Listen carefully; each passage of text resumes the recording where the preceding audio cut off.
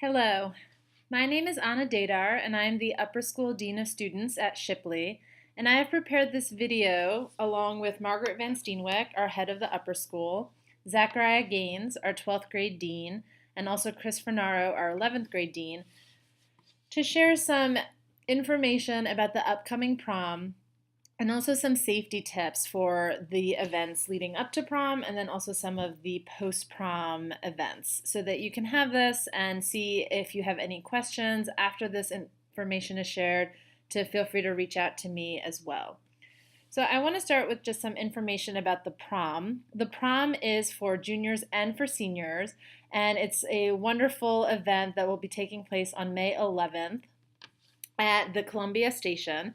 There are two parts to the prom. The first part is a pre-prom reception that is mandatory for anyone who's going to prom, and it's going to happen on Shipley's campus at the Avery Silverman Dining Hall. And it's a really wonderful event. Parents and families and friends are absolutely invited to come.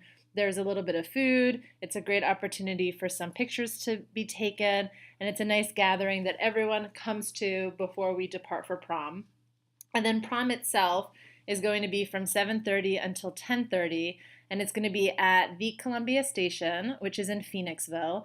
This is a location that was chosen by our senior class president, as well as Mr. Gaines, our 12th grade dean, and some other students as well.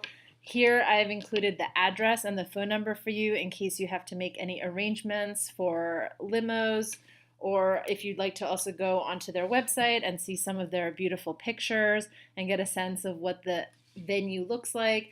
It really is a beautiful venue. I've included a few pictures for you to get a sense of what it looks like.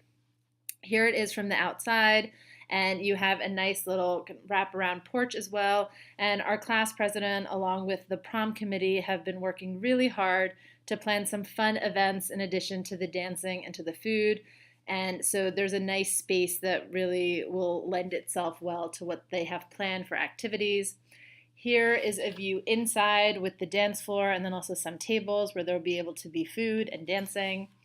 And then outside there's a beautiful area, and in this picture it is set up for a ceremony. The folding chairs will not be there, but I know that again our class president and the prom committee have some really fun events planned for this area.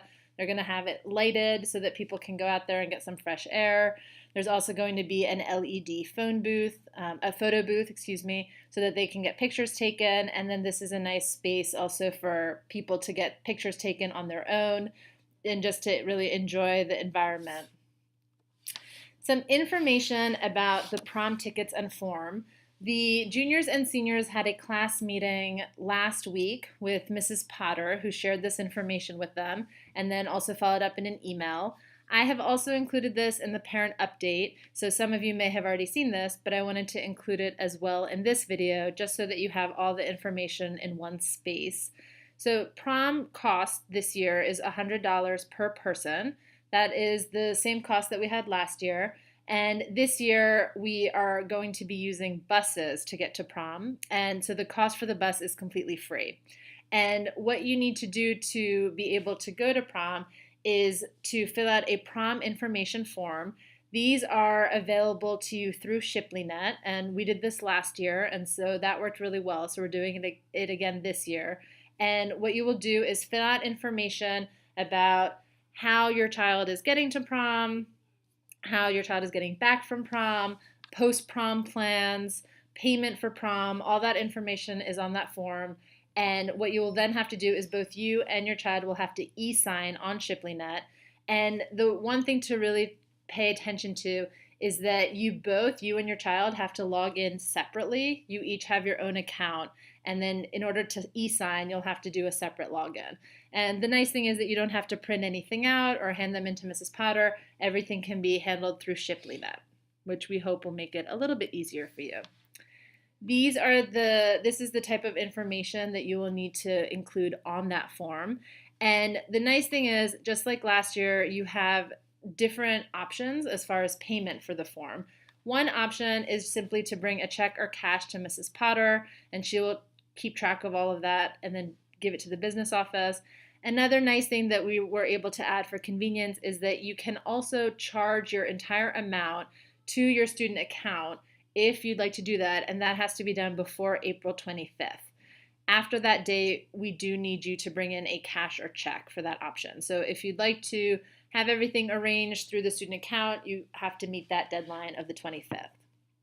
Another important note is that any families who need financial assistance need to speak to Sylvia Spector, and I've included her email and her phone number there as well for any details about payment.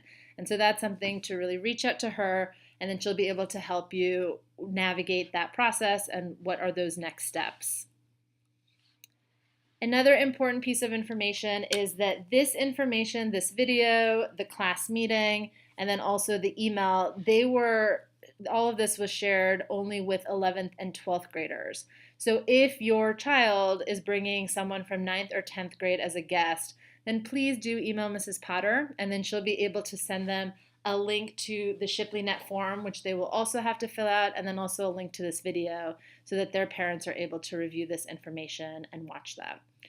Also, if your child is participating in a limo group, and when filling out that information, it's important for us to have a sense of how to organize this, to include the last name of the person who organized the limo.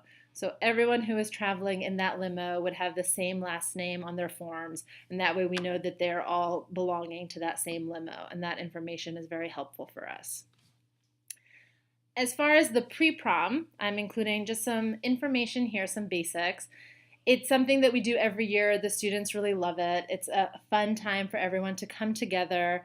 And as I said before, it is mandatory. So all students and their guests as well need to be dropped off by a parent or guardian at this time. And then, as I said, the parents and guardians can absolutely stay. There are lovely refreshments, so you can definitely have some of those. And it really is a perfect opportunity for pictures with other friends and with other people. And so it is a nice opportunity. Some two important pieces of that experience also are that prior to leaving, all limousines, Uber cars, or also the school buses, which is how we'll be leaving from Shipley if you choose that option, will be inspected for alcohol or for any other illegal substances by Shipley administrators. And this is a really important note that all student policies do remain in effect for that entire evening. And that starts with all pre-prom activities, the prom itself, and then also post-prom. And so that is really important for students to be able to come to that pre-prom so that we can inspect all of those vehicles. And then any student or guest bags that they'd like to have will be stored in school supervised transportation, and then we'll be able to take them to and from prom and return them then to the students after they leave Shipley once we get back from prom. This is the timeline and some information about transportation. So for your planning purposes, to have a sense of the evening, we will be leaving for the Columbia station at approximately 6:45 in the evening. And there are 3 ways that students are able to leave from Shipley to get to prom. 2 of them are arranged by parents and guardians. So one is to go by limousine, and we're absolutely fine with that. And that is arranged by the parents or guardians. And the other is by Uber. As long as that information is shared on the form, then that's really the only information that we need to fill that out. And then the third option is by school bus. This is something that we will arrange at Shipley. It is free of any cost, and the bus seats will be given out based on when students submit their form. So it is important for students to get it in sooner rather than later, and that's something that will be able to take them to prom and then also back from prom. And to close the evening, we'll be coming back from Phoenixville at approximately 11 o'clock. So if you are picking up your student at that time, that would be probably when we'll be back. And as I've said, it is important to be specific and clear on that Shipley prom form. And so when you fill that out, just to note which transportation option you're choosing. If that does change, which I do realize that changes can happen with plans, it is important to just email Mrs. Potter, let her know of the change, and then she'll be able to update that form. And then also some helpful information, I hope. These are 2 contacts for the night. So one of them is myself, Anna Dejdar. I'm the Upper School Dean of Students. Here is my cell phone number, so you can use that from 5 o'clock until 11 when I will be at pre-prom and then prom itself. And then afterwards, if anything comes up, you can absolutely call that number. And then the other one is our head of school, Margaret Van Steenwyk, and that is her cell phone number. And so please do reach out to either one of us if you have any questions or if something comes up that you need to talk to us about. Then once we arrive at prom, it is important to keep in mind that all of our policies and rules absolutely are in effect and that we will take disciplinary action if any of those policies will be violated. And it's also important for students to think about that they are really representing Shipley and to conduct themselves with these 3 guidelines: to respect themselves, to respect others, and then respect the environment, because we are guests at the Columbia Station, and so that's an important guideline for them to have throughout the evening. And for post-prom, what is also an important thing to note is that only people who have filled out the post-prom hosting form will be allowed to travel to any other destination other than their home or then back to Shipley at the end of prom. And so that is also on ShipleyNet, and so it is important to track all of the different forms so that we have that information. And if any questions come up, then please reach out to me or to Mrs. Potter and we can help with those. And then in this video, we also thought it would be helpful to include some tips about post-prom. If you're hosting an event, some things to keep in mind that will help you and really support you as you chaperone, and then also just to educate yourself about things to look out for. So one thing that we found that's really important in post-prom events is that the house rules are clearly communicated, that they are shared with all people who are coming to the prom, so there's no confusion or misunderstanding, and so that is an important tip to keep in mind. And then also to the number of guests also is something to think about. We have found that smaller numbers are better in terms of management, but then also in terms of having fun, and that it's a smaller group that are able to engage a little bit better, and it is definitely more manageable as far as hosts. That also no illegal substances of any kind are at these parties, and this is an important fact to our policies, that those are absolutely still in effect after prom as well. And then finally on this list, to also have a guest list and to really stay with the original guest list. If someone decides to come who's not on the list to crash the party, then it is important to not let them in and to really stay with the list of guests that you planned for and who know the rules of the house. Another set of helpful things is to have more than one chaperone at the party. It's helpful to have multiple eyes, to be able to keep an eye on things, to manage the crowd a little bit better, and then also just to support each other in chaperoning. As chaperones, to also be clearly visible, and so to be an active presence, to move through the party, for instance, every 15 minutes, to be able to refill any of the refreshments or the food, but just to be a clear presence so that the guests know and see you and are able to ask any questions. And then also once guests leave, to not allow them to come back. If guests leave, they may engage in something that's inappropriate, and then if they come back, it could become problematic for those who are still at that party, and so that is something to keep in mind as well.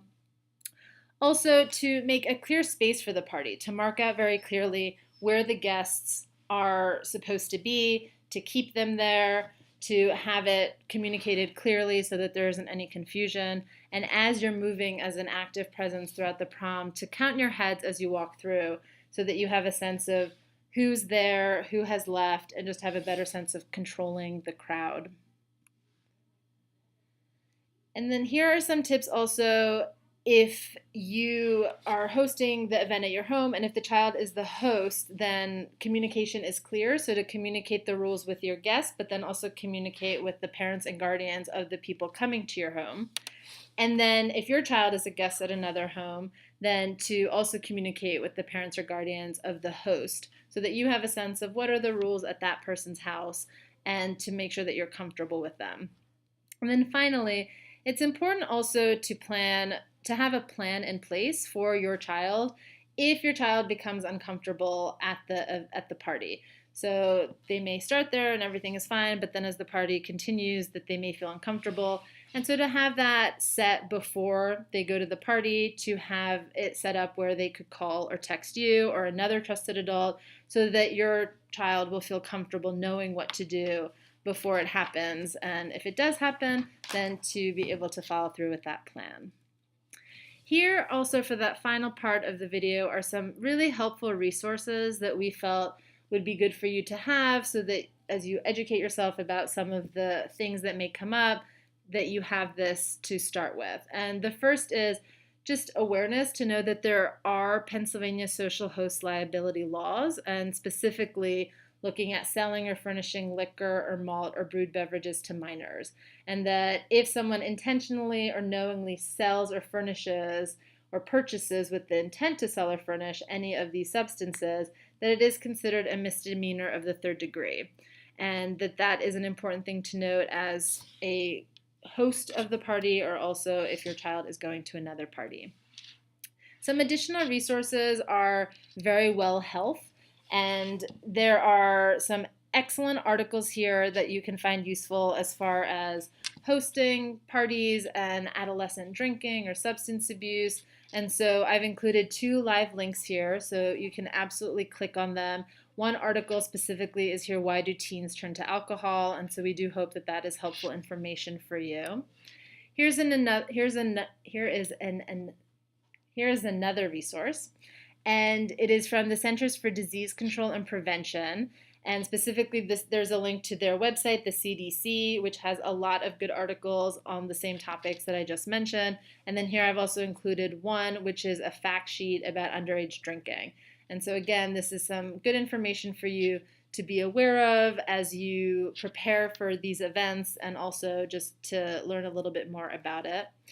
And then also finally, this is another website, which is Mothers Against Drunk Driving. They also provide a lot of really good resources and statistics that you could find useful. So to close this PowerPoint and this presentation, I want to end with just a few reminders. So you will have to fill out the prom information form on ShipleyNet, and you also have to fill out a second form, which is that you are confirming that you watched this video and that you agree to all of the rules and policies that I've gone over in this video. That your child also is not allowed to go to prom if you have not watched this video and signed the form. It is really important to us that you are fully aware of all of our policies and that any questions that you have could be addressed also in this video. So we do require that you watch and sign it for your child to be able to participate. And then finally, as I have said before, if anything changes, which we absolutely understand, to please let Mrs. Potter know so that we have the most updated information and that we have your approval of any changes that are happening to be able to sign off on those plans. Please don't hesitate to reach out to me. I hope that this information was helpful. If you have any additional questions or anything that you'd like to clarify, you can email me at adejdar@shipleyschool.org. That's spelled as ADEJDAR @shipleyschool.org. My extension here at school, my phone number is 610-525-4300, extension 4297. I would be happy to answer any questions or talk through anything that you'd like to get some feedback on. I'm very excited and really looking forward to the prom. I think it will be a wonderful event. A lot of planning has gone into it, and it should be a really wonderful time for all of our students. And please don't hesitate to reach out if anything comes up or if you have any questions. Thank you so much, and I hope that you have a great day.